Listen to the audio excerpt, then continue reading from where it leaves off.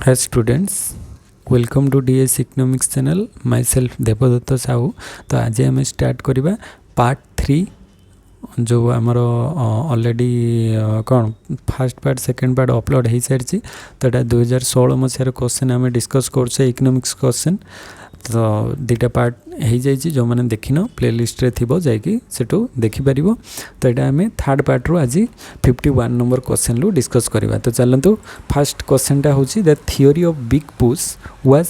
Pioneered by तो theory of big push थियोरीटा किए कहते तो पी रॉजनस्टीन रॉडन तो राइट ऑप्शनटा ही फास्ट ऑप्शनटा ही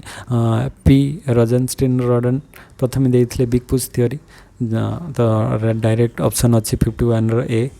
तापर नेक्स्ट क्वेश्चन को जीवा इन बैलेंस ग्रोथ तो बैलेंस ग्रोथ रे कौन हुए तो बैलेंस ग्रोथ रे कौन हम 52 ऑप्शन रे देखिए फास्ट कहूँ each sector of the economy is developed on priority basis ना all the sectors develop simultaneously agriculture sector develop fast ना emphasis is given on the development of infrastructure को माने एम्फासिस देले सेटा अनबालांस हो एग्रीकल्चर आगे ग्रो कले अनबालांस हो ये भी हम ना तो राइट ऑप्शन कौन all the sectors are develop simultaneously माने एग्रीकल्चर इंडस्ट्री आउ सर्विस तीनटा जाक सेक्टर साइमल्टेनियसली डेवलप करिवो माने एका संगरे एग्रीकल्चर इंडस्ट्री सर्विस तीनटा सेक्टर डेवलप कले ताको आमे कहबा कोन बैलेंस ग्रोथ तो तीनटा एक सेक्टर सांगरे ग्रो करिवो तो 52 row right option is B तापर नेक्स्ट होची 53 क्वेश्चन इन इकोनॉमिक डुअलिज्म तो इकोनॉमिक डुअलिज्म रे कोन हुए सब प्रकार हमरो बहुत सारा डुअलिज्म अछि टेक्नोलॉजिकल डुअलिज्म बहुत सारा डुअलिज्म अछि तो इकोनॉमिक डुअलिज्म रे कोन हुए there is coexistence of agriculture and industry दीटा रहिबो एग्रीकल्चर इंडस्ट्री रहिबो ना there is coexistence of कौन modern and traditional method of production ना there is coexistence of road transport and railway ना there is coexistence of male worker and female worker ए दुटा तो हम ना रोड ट्रांसपोर्ट रेलवे कि male female तो ये आसुनी यही दुटा भितर जोटा हम तो सेकेंड ऑप्शनटारे जो अच्छी there is coexistence of modern and traditional method of production तो सेटा को कहुए कौन टेक्नोलॉजिकल डुअलिज्म माने मॉडर्न टेक्निक भी अच्छी ट्रेडिशनल टेक्नोलॉजी भी अच्छी तो टेक्नोलॉजिकल डुअलिज्म मन रखिबो सेकेंड हूँ टेक्नोलॉजिकल डुअलिज्म आ फास्ट हूँ there is coexistence of agriculture and industry यहीटा को ही कहुआ इकोनॉमिक डुअलिज्म जोटारे एग्रीकल्चर आ इंडस्ट्री दीटा माने थिबो सेटा को ही कहुआ इकोनॉमिक डुअलिज्म बोले आउ जोटारे हमर मॉडर्न आउ ट्रेडिशनल मेथड दीटा जाक रही कहुआ टेक्नोलॉजिकल डुअलिज्म तो आमर ये राइट ऑप्शनटा हो A is the right option 53 question रो नेक्स्ट 54 क्वेश्चन को जीवा 54 क्वेश्चन रे कौच in a labour surplus economy तो लेबर सरप्लस इकोनॉमी रे कौन हुए अच्छा तो जो लेबर अधिक अच्छा choice of techniques should be capital intensive हाँ तो कैपिटल इंटेंसिव हेनी कहीं तो लेबर अच्छे ना तो लेबर सरप्लस माने लेबर इंटेंसिव टेक्निक को आम व्यवहार करवा दरकार तो जो लेबर अधिक लेबर इंटेंसिव माने जो लेबर माने अधिक काम कर से भाया टेक्निक को आम आपणा दरकार फास्टा तो हेनी the growth of heavy industry can absorb more labour सेटा भी तो हेनी choice of techniques should B labour intensive तो सेटा ही राइट ऑप्शन हो आमर लेबर सरप्लस कंट्री आम कौन करवा ना चॉइस ऑफ टेक्निकटा कौन रखा ना labour intensive choice of technique should be labour intensive रहा दरकार तापर एटा छाड़ दियो तो 54 राइट ऑप्शनटा होची सी तापर 55 क्वेश्चन को आसीबा 55 क्वेश्चन रे एटारे अच्छी विशियस सर्कल ऑफ पॉवर्टी तो vicious circle of poverty already आमे पढ़ीचे तो से विशियस सर्कल ऑफ पॉवर्टी रे कौन हुए फास्ट ऑप्शन रे अच्छी जे low saving is the cause as well effect of low income तो सेविंग रू ही मेन इटा पूर्व भी प्रीवियस ईयर क्वेश्चन रे भी सेविंगटा ऊपर थिला क्वेश्चन तो आमर लो सेविंग हेले जदि आम कहबा कौन कौन सेविंगटा लो हो गले सेविंग कमी गले कौन हम इन्वेस्टमेंट भी कमी जीवो इन्वेस्टमेंट कमिले कौन हम ना आमर कैपिटल फॉर्मेशन जो अच्छी कैपिटल फॉर्मेशन कमी जीवो कैपिटल फॉर्मेशन कमी गले जो प्रोडक्टिविटी तो प्रोडक्टिविटी कमिजिव प्रोडक्टिविटी कमिगले इनकम कमिजिव इनकम कमिगले पुणी से इनकम कमिले कौन हम सेविंग कमिव तो ये कंटिन्यू चली सर्कुलर वे चली तो सीटा मेन ताहले कारण कौन सेविंगटा कमुची तो सेविंग कमिले ही low saving is the cause as well as effect of low income तो लॉ सेविंग है लॉ इनकम हम लॉ इनकम हेले पुणी सेटा एज वेल एज कंटिन्यूस आसी लॉ सेविंग को आसो तो सेटा ही इनडायरेक्टली माने ताहारी माने सेटा ही कॉज सेटा ही इफेक्ट तो सेविंग टाइम मेन आम कहीपर ये जो पूरा सर्किल मेन हूँ सेविंग तो 55 रो राइट ऑप्शनटा ए हो तापर नेक्स्ट हूँ 56 question which of the following is not included in revenue expenditure of the government जो रेवेन्यू एक्सपेंडिचर अच्छी ता भीतर एटा कोटा इंक्लूड हुए ना बोली से पचारे से देखा तो सब माने आमर गवर्नमेंट जो एक्सपेंडिचर अच्छी दी प्रकार एक्सपेंडिचर गोटे हूँ रेवेन्यू आ गोटे हूँ कैपिटल मन रख तो रेवेन्यू एक्सपेंडिचर आउ गोटे हूँ कैपिटल एक्सपेंडिचर तो दी प्रकार एक्सपेंडिचर तो फास्ट देखा कोटा कौन जाऊँ salary of the government employee तो salary of the government employee एटा कौन जीव ना सैलरी ऑफ द गवर्नमेंट तो सीटा आमर रेवेन्यू एक्सपेंडिचर जाऊँगी pension of the government employ रे पेंशन सी भी से रेवेन्यू तापर purchase of machine for a power plant of the government जो पावर प्लांट बसाइबा गोटे मशीन किणव तो सहीटा कौन कहबा माने सेटा कैपिटल मशीनटा तो कैपिटल ना तो सहीटा को कह कौन कैपिटल एक्सपेंडिचर तो सी गोटे पावर प्लांट बसाइबा गोटे मशीन किणव तो सेटा कैपिटल एक्सपेंडिचर हो आउ interest payment on the public डेप्ट तो सेटा रेवेन्यू एक्सपेंडिचर ताले ये मेन हूँ सी नंबर ये जदि आम राइट ऑप्शन देखा सीटा होमर राइट ऑप्शन कहीं से कैपिटल किणवाई ही प्लांट माने जो मशीन किणवाई खर्च करुँची तो सेटा आमर कैपिटल एक्सपेंडिचर हो 56 रो राइट ऑप्शन सी हो तापर नेक्स्ट 57 क्वेश्चन आसवा one important feature of public good रो मेन फीचर्स कौन हाई यूजर चार्ज तो नुहे चार्ज तो जीरो पूरा लगे दीटा ही तार फीचर्स पब्लिक गुड रो गोटे हूँ नॉन एक्सक्लूडेबिलिटी आ गोटे हूँ नॉन राइवल दीटा आमर पब्लिक गुड रो फीचर्स जदि आम कहबा कौन नॉन एक्सक्लूडेबिलिटी आ गोटे हूँ नॉन राइवल तो एक्सक्लूडेबल माने क्या सी एक्सक्लूड करू नथिबो और नॉन राइवल माने सी कहारी सहित शत्रुता जमी हो माने समस्ते सांगरे व्यवहार करुवे आ समस्ते कहीं कहार को एक्सक्लूड बाहर करू नथिबे तो सही प्रकार गुड्स को आम पब्लिक गुड बोली कहबा तो चलते ऑप्शन देखा 57 रो ये बी नंबर ही अच्छी आमर कौन नॉन एक्सक्लूडेबल बी नंबर अच्छी तो सेटा राइट ऑप्शन हो राइवल तो हेनी यहाँ प्राइवेट हम रेस्ट्रिक्शन तो प्राइवेट रहिबो तो यहाँ पब्लिक आउ बी ऑप्शन राइट हो नेक्स्ट हूँ 58 क्वेश्चन 58 क्वेश्चन कहूँ जे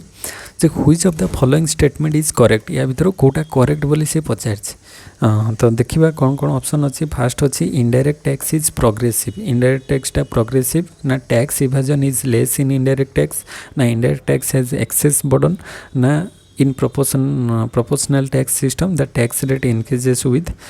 income तो ये कौन हम तो आम जब राइट ऑप्शन देखा राइट ऑप्शनटा हो कौन indirect tax has excess burden आमर डायरेक्ट और इनडायरेक्ट दी प्रकार टैक्स अच्छी डायरेक्ट टैक्सटा कौन जहाँ उपर लागू हम सी दब माने जार इनकम अधिका तापर इनकम टैक्स लगे जार वेल्थ अधिका वेल्थ टैक्स लगे जार सेल्स अधिक सेल टैक्स लागू हम तो ये जहाँ जार अधिक सी ही दब टैक्स किंतु इनडायरेक्ट टैक्स आम कहीपर जीएसटी तुम देख जदि जीएसटी 18% गोटे गुड्स रे लिखा जाइए ताले सेटा जड़े गरीब लोक किणले भी 18% जीएसटी दौर जड़े धनी लोक किणले भी 18% जीएसटी दौर जहाँद्वारा कौन हो माने गरीब लोक धनी लोक को तो किसी बाधिब ना कि गरीब लोक को ये बर्डन अधिक रहा तो indirect tax has excess burden आम कहीपर आउ कौन ना जदि आम कहबा कौन ये ही राइट ऑप्शन हो आउ आमर तो डी रे कौन देछि कि in proportional tax system the tax rate increases with income ना टैक्स रेट बढ़िले जो आम कह टैक्स रेट बढ़िले माने कौन इनकम बढ़िले आमर टैक्स रेट माने एटारे जदि से कहूँ तो इनकम बढ़िले जदि टैक्स बढ़िबो सेटा को कौन कह सेटा को प्रोग्रेसिव टैक्स कह जाए इनकम बढ़िले टैक्स बढ़िबो आउ तो सेटा तो ये हम ना प्रोपोर्शनल तो हेनी छाड़ दियो ताले सीटा हम राइट ऑप्शन आउ तापरे 59 क्वेश्चन हूँ which of the following is not used as the basis of ability to pay tax? तो एबिलिटी टू पे टैक्स रे कोटा बेसिस नुहे income wealth consumption family size आम जाचे एबिलिटी टू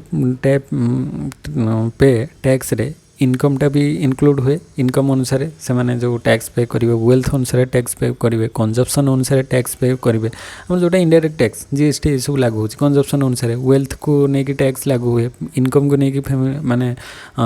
टैक्स लागू हम किंतु फैमिली साइज को लेकिन टैक्स लागू हुए ना माने फैमिली साइज अनुसार तुम 10 जन फैमिली तुमको एति टंका टैक्स पड़ो सेमती तो ना ना तो यहीटा हो राइट ऑप्शन तो डी हो यार right option 59 rho D next हूँ 60 नंबर क्वेश्चन टे बड़ अच्छे हाँ से this human development index is a composite of basic 3 indicators of human development तो आमर HDI रे 3टा इंडिकेटर्स अच्छी तो से 3टा इंडिकेटर्स को को 3टा इंडिकेटर्स हम ये देखा तो फास्ट अच्छे लाइफ एक्सपेक्टेंसी लिटरेसी रेट आउ स्टैंडर्ड ऑफ लिविंग यहीटा ही तार राइट ऑप्शन कहीं फास्ट यहीटार देख लॉन्जिविटी स्टैंडर्ड ऑफ लिविंग अच्छी स्टैंडर्ड ऑफ इनकम यहीटा न थाए तापर knowledge standard of living gender equality नहीं standard of living gender development and political empowerment एटा तो नहीं ताले राइट ऑप्शन कोटा हो एटा ही राइट ऑप्शन कहीं ए रे आमर 3टा जाक इंडेक्स आसूची जो लाइफ एक्सपेक्टेंसी लिटरेसी रेट आउ स्टैंडर्ड ऑफ लिविंग बा आम कहीपर लाइफ एक्सपेक्टेंसी इंडेक्स ताकू कहुए आ गोटे एजुकेशन इंडेक्स आ गोटे GNI पर कैपिटा इंडेक्स जोटा कहुए 3 प्रकार अच्छी तो सेटा लाइफ एक्सपेक्टेंसी लिटरेसी रेट आउ स्टैंडर्ड ऑफ लिविंग HDI भितर आसूची 3टा तार मन रखिए नेक्स्ट 61 नंबर क्वेश्चन अच्छा तो 61 रे कहूँ the function of the finance commission of India आमर जो इंडिया जो फाइनेंस कमिशन तार मेन फंक्शन बा कामटा कौन बोली पचार to regulate the financial market of the country to control inflation in the country to supply credit to the industrial sector to frame guidelines for the allocation of financial resources between the centre and the state तो right option जदि देखा सेटा आमर function of financial commission मागिছি financial commission main function होची एटा to frame guidelines for allocation of financial resources between the centre और state भीतर जो गाइडलाइंस दबा आउ to regulate the financial market of the country से किए रेगुलेट करे सेबी आम जाने SEBI security exchange board of India सी रेगुलेट कर फाइनेंशियल मार्केट को आ control inflation in the economy पूर्व क्वेश्चन को डिस्कस करके आसिले कौन किए सेटा करे ना RBI reserve bank of India और to supply credit to the industrial sector को क्रेडिट किए प्रोवाइड करियो जो इंडस्ट्रियल डेवलपमेंट बैंक जिते सब अच्छा इंडस्ट्रियल डेवलपमेंट बैंक जो मैंने अच्छा जमीक आमर ICICI ये बहुत सारा जो इंडस्ट्रियल डेवलपमेंट बैंक अच्छा से प्रोवाइड करेंगे क्रेडिट देवे तो से 3टा तो अलग अलग फंक्शन आम देखिले किए ऑर्गेनाइज इंडस्ट्रियल डेवलपमेंट बैंक ये सब पढ़ले आउ ताले फाइनेंशियल कमिशन मेन काम होचे एटा डी नंबर राइट ऑप्शन तापर 62 क्वेश्चन को आसीबा अच्छा ये गोटे कौन देती डाटा मागिছি the what percentage of population are below the poverty line in India in 2011-12 तो 11-12 अनुसार आमर केते परसेंट BPL कैटेगोरीज रे बिलो पॉवर्टी लाइन रे जाउचंदी तो बिलो पॉवर्टी लाइन रो मेजर करिया पे 3टा आमर कमिटी थिला आमर पॉवर्टी मेजरमेंट रो लक्कडवाला कमिटी तेंदुलकर कमिटी आ गोटे कौन रंगराजन कमिटी तो 3टा कमिटी रो डाटाटा मन रखिबो 3टा कमिटी रो जदि लक्कडवाला कमिटी रो डाटा आमे नबा से 2011-12 अनुसार लक्कडवाला कमिटी रो डाटा थिला 27.5% पॉवर्टी रेट आउ तेंदुलकर कमिटी रिपोर्ट रे से डाटा देथिले कोन ना केते परसेंट पॉवर्टी थिला 21.9% आ गोटे थिला रंगराजन कमिटी रो तार डाटा अनुसार पॉवर्टी रेटटा थिला 29.5% तो 3टा रहिला एठी किंतु ऑप्शन ले कोटा अछि ऑप्शन ले अछि 21.9 अछि तो आमको तो पचारि से क्यों कमिटी माने क्यों कमिटी पर्टिकुलर तो देनी से खाली देती 2011-12 पॉवर्टी लाइन माने बिलो पॉवर्टी लाइन रे केते थिले तो आम मानिक चलिए 21.9 आउ लखड़वाला तेंदुलकर आउ रंगराजन मन रखिबो आ तार इयरटा भी मन रखिबो को इयर रे हितला तो लखनवाला कमेडीटा सेटा हितला 1993 मसिया रे 1993 रे आ तेंदुलकर कमेडी हमर आसिला 2004 रे 2004-5 आउ रंगराजन कमेडीटा आसिला 2012 रे तो तीनटा जाकर काम होची हमर पॉवर्टी एस्टिमेशन जो इंडिया रे पॉवर्टी एस्टिमेशन करबा तीनटा जाक काम गोटे 1993 रे आसिला 2004 रे गोटे आसिला 2012 रे गोटे आसिला तो से अनुसार तांकर डाटा गुडी टिके मन रखि दियो तापरे 63 क्वेश्चन कहूची which of the following is not a poverty removal programme poverty removal programme या भीतर कोटा नुहे NREP कौन जो नेशनल रूरल एम्प्लॉयमेंट प्रोग्राम तो सेटा तो पॉवर्टी रिमूवल करे HYV कौन high yielding variety of seeds जोटा कि हमरो एटा रिलेटेड करूची कहा सहित ना ग्रीन रिवोल्यूशन रे हमें पढ़ी ना जो high yielding variety of seeds जहाँ द्वारा कि हमरो प्रोडक्शन रे अधिक हम तो सेटा तो ग्रीन रिवोल्यूशन तो एटा तो पॉवर्टी रिमूवल सहित तार लिंक नहीं आउ IRDP कौन इंटीग्रेटेड रूरल डेवलपमेंट प्रोग्राम आउ RLEGP कौन rural landless employment guarantee programme तो ये सब तो आमर पॉवर्टी रिडक्शन पाई NREP IRDP RLEGP सबुड़ा पॉवर्टी रिडक्शन किंतु high yielding variety of seed सेटा ग्रीन रिवोल्यूशन सहित आमर प्रोडक्शन केमती बढ़िबो तो सेटा राइट ऑप्शन हे जिवो B 63 तापर 64 क्वेश्चन को आसीबा 64 से कहूची जे what is the value of the Gini coefficient for an income distribution characterized by complete equality of income जो गिनी कोएफिशिएंट रे हमरो इनइक्वालिटी मेजर हुए तो कंप्लीट इक्वालिटी केतेबेले आसीबो तो गिनी कोएफिशिएंट रे कंप्लीट इक्वालिटी केतेबेले आसीबो हमरो एडी से जेहेतु हमरो इनइक्वालिटी को मेजर करूची तो कंप्लीट इक्वालिटी जेतेबेले जीरो हे जिवो ना मन रखिबो जेतेबेले जीरो रहिबो तार वैल्यूटा जीरो आसीबो जीरो आसिले सेटा को कहा जिवो कोन परफेक्ट इक्वालिटी तो परफेक्ट इक्वालिटी हमरो वैल्यू जीरो हे गले गिनी कोएफिशिएंट रो वैल्यूटा जीरो हले परफेक्ट इक्वालिटी आ गिनी कोएफिशिएंट रो वैल्यूटा 1 आसिले सेटा को हमें कोन कहबा परफेक्ट इनइक्वालिटी ये दुटा हूँ डिफरेन्स 1 आसिले परफेक्ट इनइक्वालिटी 0 आसिले परफेक्ट इक्वालिटी वैल्यू रहिबो तो तार वैल्यूटा केते रु केते भीतर रहिबो 0 रु 1 भीतर 0 हेले परफेक्ट इक्वालिटी आ 1 आसिले परफेक्ट इनइक्वालिटी बोली हमें कहबा तापर 65 नंबर क्वेश्चन को जिबा 65 रे the percentage of irrigated land in India is तो आमर जो इरिगेटेड लैंड इंडिया रे केते परसेंट अच्छी बोली से पचारछि इरिगेटेड लैंड माने आमर जो चाष जति कि जमी रे चाष होउछि तो सेटा आमर पाखापुकी केते अछि ना कहि परिबा हमें इरिगेटेड लैंड टोटल आमर 48.8% अछि तो इरिगेटेड लैंड रो एरियाटा जदि हमें नबा सेटा से एस्टिमेट करिछि जे 48.8% टोटल इरिगेटेड लैंड जोटा कि आमर 140 million hectares of agricultural land तो ये जो 48.8% है सेटा केते ना 140 मिलियंस हेक्टर तो 140 millions Hector total irrigated land जोटा कि आमर 48.8% रहिला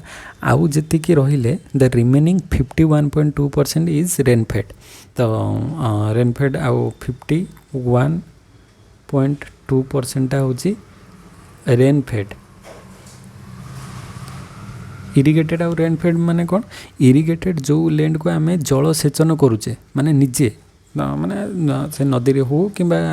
डायरेक्ट जो सेलो फुटे माटी तळु पानी आनी के हो आमे जदी जल सेचन करूचे निजे आर्टिफिशियली ताको कहा जीवो कोन इरिगेटेड लैंड आउ रेनफेड लैंड माने वर्षा डायरेक्ट रेन रु जो माने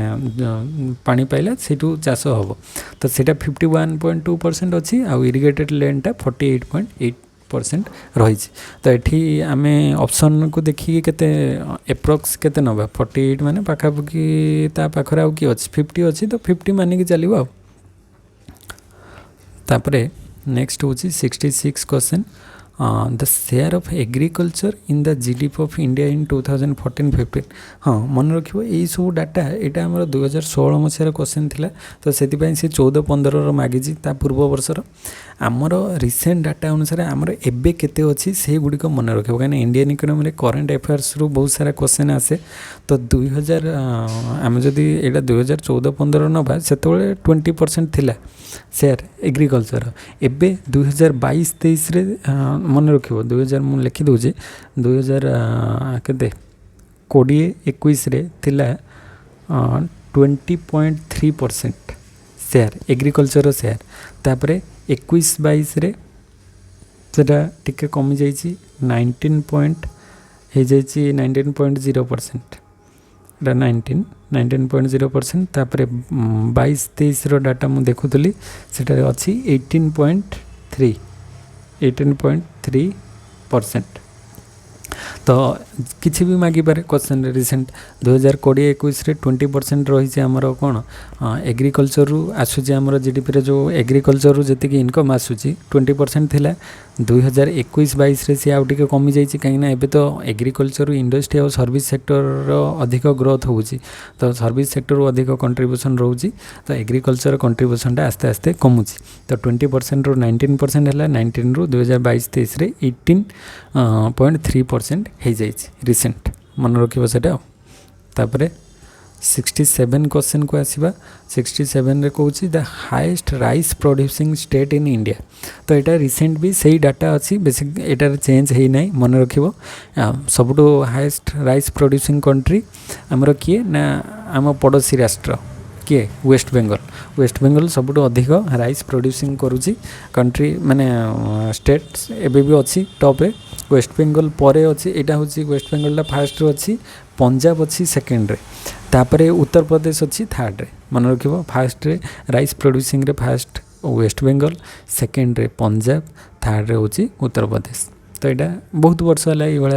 यार रेसियोटा कंटिन्यू करके आसी एबे भी चलुची से भाया आ वेस्ट बेंगल को काटिके आउ कि आग को जाइनी तो आग को फ्यूचर गले आमर डाटा चेंज हम next question one important aspect of trade liberalise तो ट्रेड लिबरलाइजेशन करिया माने ट्रेड टाकू लिबरलाइज माने फ्री करिबा माने रेस्ट्रिक्शन टाकू कमे दबा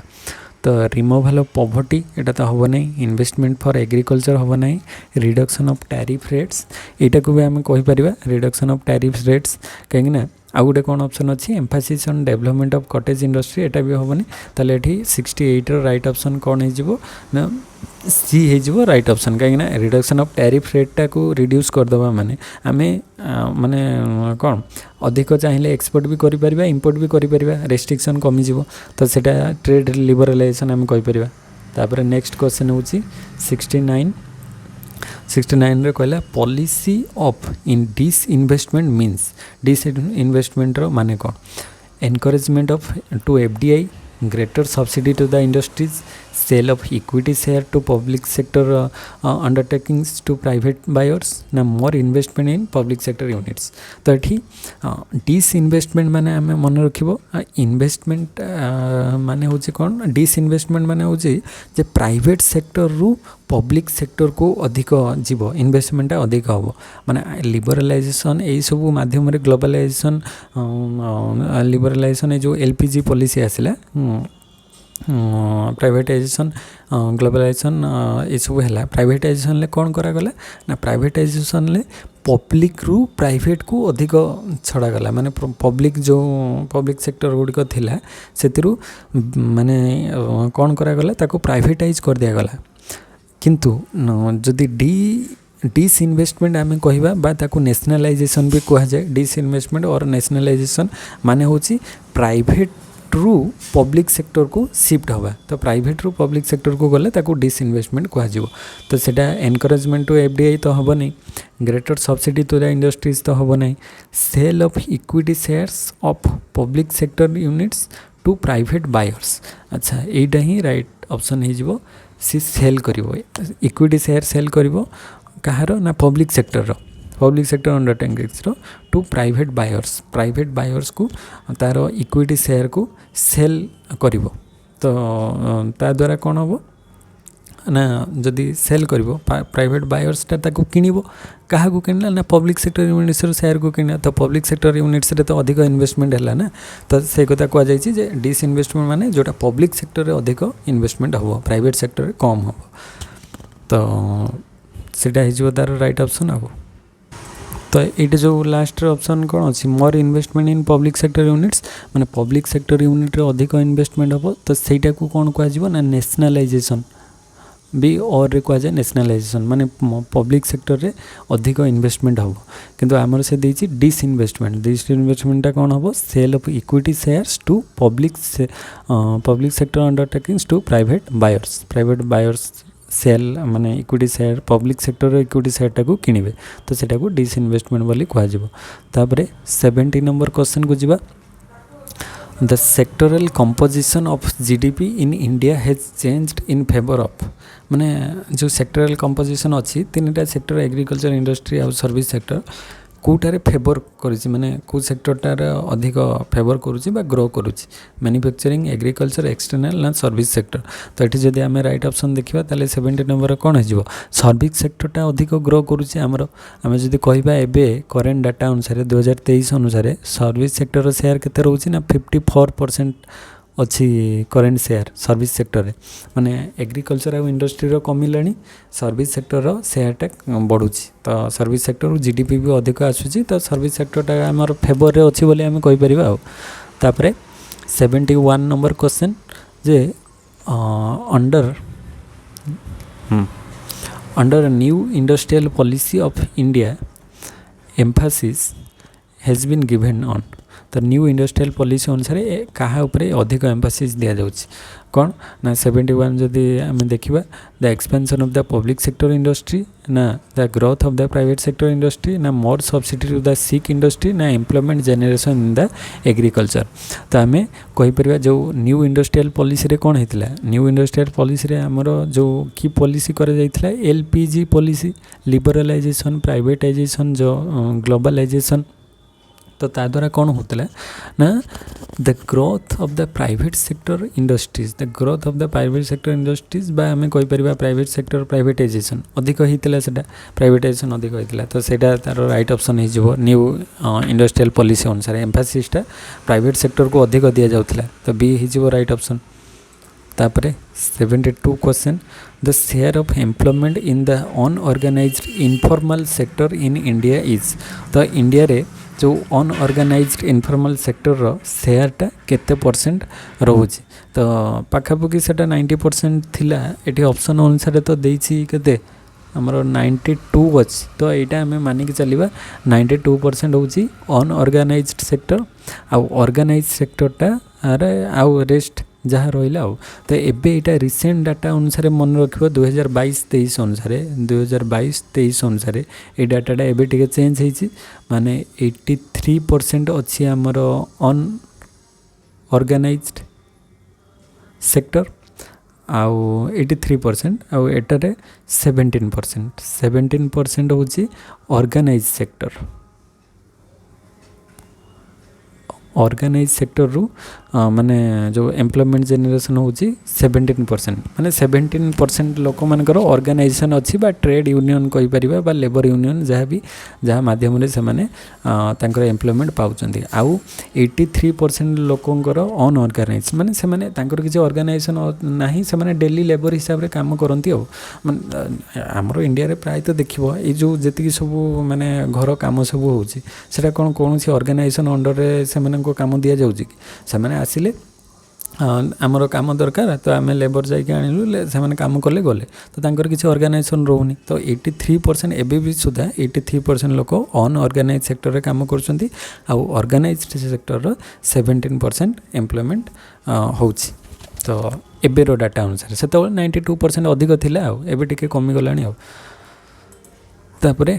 73% इंडियाज फिस्कल पॉलिसी तो फिस्कल पॉलिसी एटा करेंट ईयर मन रखिबो सेतोले हम जदी सी मागी थिला 2018-16 रे एग्जाम हेतिला तो 15-16 रो से रिसेंट डाटाटा मागी तो एबे जदी आमे नबा 15-16 रो डाटा थिला से 3.99% थिला एबे 2022-23 अनुसार मन रखिबो 2022-23 अनुसार केते अच्छी 6.4%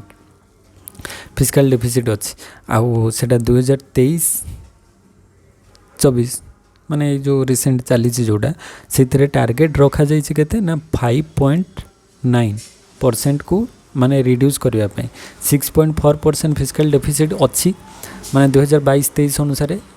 थिला 6.4% आउ 2023-24 को टार्गेट निहाई केते ना 5.9% को माने कमेवा पई टार्गेट रखा जाइए तो फिस्काल डेफिसिट को कमेवा पई तो ए दुटा बहुत इंपोर्टेंट डाटा 6.4 फिस्काल डेफिसिट जेटा मन रखियो तापरे नेक्स्ट क्वेश्चन को 74 क्वेश्चन अच्छा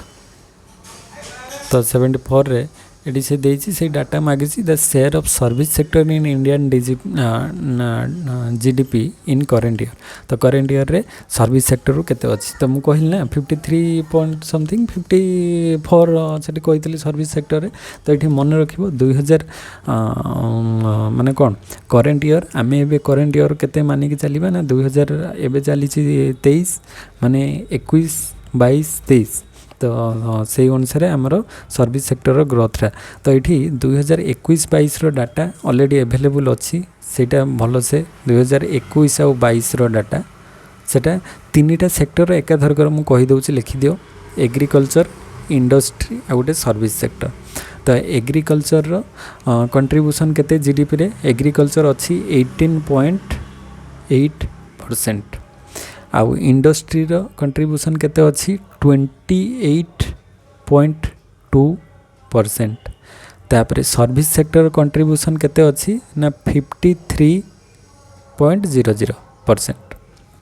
तो यही डाटा भल से मन रखियो टोटल आमर 100% हो जाउची आ एटा टोटल आमर 100% होची कंट्रीब्यूशन माने जीडीपी ग्रोथ डोमेस्टिक प्रोडक्ट जो इनकम आसुची आमर नेशनल इनकम को सेक्टर रू केते आसुची एग्रीकल्चर रू ओनली 18.8% आसुची जोटा कि बहुत पोर कंडीशन अच्छी एग्रीकल्चर सबुठ अधिक लोक आमर एम्प्लॉयमेंट जेनरेशन क्रिएट करूची एम्प्लॉयमेंट क्रिएट करूची तो लोक मैंने एंगेज रोचंती किंतु से इनकमटा बहुत कम आसुची एग्रीकल्चर रू इनकम 18.8% आसुची इंडस्ट्री रू 28.2% आसुची आ सर्विस सेक्टर रू 53% आसुची तो एबे सर्विस सेक्टरटा ग्रो करूची माने रेपिडली ग्रो करुच्ची सर्विस सेक्टर लोक मैंने समस्ते चाहते आम केमती सर्विस सेक्टर रे माने एनगेज हो समस्ते चाहते आम चाकरी करूँ आ चाष कि गोटे इंडस्ट्री रही कहारी इच्छा ना जहाँद्वारा कि प्रोब्लेमटा यहाँ क्रिएट हो अनबालांस क्रिएट करोची इकोनॉमी रे तो यहाँ मन रखियो डाटा जहाँ भी है तो ये डाटा भल से मन रखियो तो करेन्ट किसी पिला भी कमेंट करते जे इंडियन इकोनॉमी रे करेन्ट अफेयर्स को लेकिन आस तो मुझे क्वेश्चन भितर भी डिस्कस कर दूसरी बहुत सारा डिस्कस हो जाऊँगी आमर करेन्ट डाटा अनुसार तो आउ जदि टाइम हम ताले आम आनिबा गोटे वीडियो स्पेशल वीडियो करी जोटा खाली रिसेंट डाटा जहाँ भी थी गोटे ट्राए करी आनिबाई आ तो यहाँ से जहाँ थिला छाड़ी दियो एबेर डाटा को लेकिन यहाँ चलो आ तो यहाँ तो आउ से करेन्ट माने कौन वर्तमान जदि देखिए सर्विस सेक्टर रे ताले केते रही 53 तो आम यही पाखापाखि ऑप्शन एटी केते अच्छी 51 तो 51 को लेकिन मारिकी चलवा तापर नेक्स्ट 75 क्वेश्चन माने हाँ यहाँ लास्ट क्वेश्चन करदे आ गोटे वीडियो रे आ गोटे पार्ट को कंप्लीट करदे the wholesale price index of food articles has increase in India in the last 2 decades तो यहाँ मन रखियो से लास्ट 2 डिकेड्स माने 10 वर्ष लास्ट 2 डिकेड्स माने लास्ट 20 वर्ष हम होलसेल प्राइस इंडेक्स रे WPI आमर माने जो इंडेक्सटा आमर CPI कंज्यूमर प्राइस इंडेक्स अच्छी होलसेल प्राइस इंडेक्स अच्छी तो होलसेल प्राइस इंडेक्स अनुसार आमर लास्ट 20 वर्ष हम केते इंक्रीज होती तो लास्ट 20 वर्ष माने सी से पचार एबे रिसेंट डाटा देखीदे केते इंक्रीज होती से जना पड़ो रिसेंटर डाटा देखो आ तो यहाँ मोर देन 6 टाइम्स कि 5 टाइम्स मोर देन 10 टाइम्स कि लेस देन 10 टाइम्स सेटा यही सब क्वेश्चनटा ये सब क्वेश्चन डायरेक्ट माने कौन यार आंसरटा बहुत जन यही सब क्वेश्चन को स्किप करके आसी थे जी पूरा एक्जाक्ट एक्यूरेट डाटा जानिच ताहले तार एस्टिमेट करके तुम लिखिपर माने लास्ट 20 माने सी धर 2015 मसीह माने 16 रे एग्जाम होता तो 15 रु माने 15 वर्ष छाड़ी दियो 1995 मसीहा 1995 मसीह 2015 मसीहा भितर 1995 रे केते जीडीपी हमरो होलसेल प्राइस इंडेक्स केते थिला 2015 रे केते थिला ତା ଭିତରେ ଯେଉଁ डिफरेन्सटा को बाहर करिकी केते परसेंट ग्रोथ होइछि माने 6 टाइम्स बढ़िछि कि 5 टाइम्स बढ़िछि कि 10 टाइम्स बढ़िछि कि 10 टाइम्स कमिछि सेटा को डाटा कैलकुलेशन दरकार एते सारा डाटा किए मन रखियो तो सेटा एई भलिया क्वेश्चन आसिले गोटे दिटा सेटा कन्फ्यूजिंग पाई जी तार अंदाजे मारिथिबो हुए तो ठीक हे गला नले भूल तो एगुडे को माने आमे देखले ए सब क्वेश्चन को अटेम्प्ट नेले भूल होबार पॉसिबिलिटीज बहुत अच्छी तो आमे काहे की करबा सेमती नाही कि जे आमे 100 टारू 100टा क्वेश्चन ही अटेम्प्ट नडा 100टा क्वेश्चन अटेम्प्ट नेले नेगेटिव मार्किंग रे तो मार्क कटि जीवो ना तो ए भलिया गोटे दिटा क्वेश्चन कि 5टा क्वेश्चन छाडी देले कोन किसी प्रॉब्लम नाही तो ताको स्किप कर दबो तो सेटा आमे रिसेंट डाटा रे जहा रहिथिबो रिसेंट जो होलसेल प्राइस इंडेक्स रो जहा थिबो सेही अनुसार आमे डाटा को मानिक चलिबा तो ठीक अच्छे आम नेक्स्ट क्लास रे आउ गोटे पार्ट को कंप्लीट करदे तो सब गुड़िक वीडियो देखिए कहीं करेन्ट अफेयर्स माने इंडियन इकोनॉमी करेन्ट अफेयर्स भी बहुत डिस्कस हो जाऊँगी तो डाटा गुड़िक आराम से इजिली आम मन रखिपर डिस्कस कले तो मन रहा तो नेक्स्ट वीडियो देखा जो मैंने चैनल को नुआ आस तो सब्सक्राइब कर दियो देले अपडेट वीडियो जहाँ भी किसी अपलोड होची डेली से सब वीडियो पाई जाई परिबो तो थैंक यू जय जगन्नाथ।